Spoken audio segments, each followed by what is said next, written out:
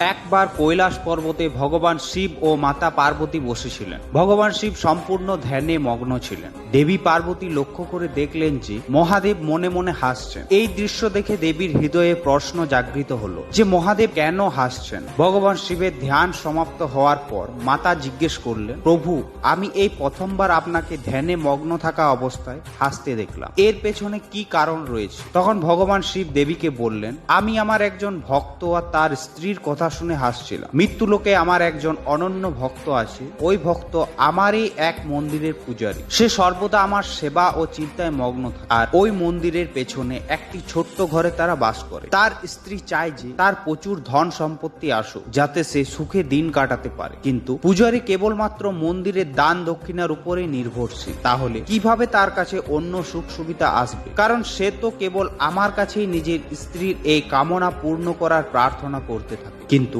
আজকে তার স্ত্রী এমন কথা বলেছে, আমি সেটা শুনেই হাসছিলাম। ওই পূজারীর স্ত্রী তাকে বলেছে, তুমি যে ভোলা মহেশ্বরের সেবা করো আর যার কাছে আমার ইচ্ছা পূরণের প্রার্থনা করতে থাকো, তার কাছেই তো কোনো ধন সম্পত্তি কিছুই নেই। সে তো নিজেই কৈলাস পর্বতে থাকে। সে কিভাবে তোমায় ধন সম্পত্তি প্রদান করতে পারবে? মহাদেব বললেন, আমি এই কথা শুনেই হাসছিলাম। তখন দেবী পার্বতী বললেন, প্রভু, এই কথা শুনে আমার খুব খারাপ লাগছে। তারা আপনাকে অপমান করছে আর আপনি তা শুনে হাসছেন। আপনি তার ইচ্ছা এক্ষুনি পূর্ণ করে দিন, যাতে না সে আপনার নিন্দা করতে পারে। এরপর ভগবান শিব বললেন, হে দেবী, মৃত্যুলোকের সমস্ত প্রাণী তার পূর্ব ও বর্তমান জন্মের ফল ভোগ করার জন্য সেখানে রয়েছে। কর্মের ফল ভোগ করার পরেই তারা সুখী হয় আর মুক্তি লাভ করে। এই কারণে একে কর্মভূমিও বলা হয়। এই লোকে মানুষ বারবার জন্ম নিয়ে কর্মের ফল ভোগ করে। এখানে কর্ম না করে আর কর্মের ফল ভোগ না করে কেউ পার পায় না। ভগবান শিব বলতে লাগলেন, ওই ব্রাহ্মণ আগের জন্মে একজন সুদের ব্যবসায়ী ছিল। সে লোকের গয়না, জমি ও সম্পত্তি বন্ধক রেখে টাকা ধার দিত আর অন্যের জমি ছলনা করে নিজের করে নিত।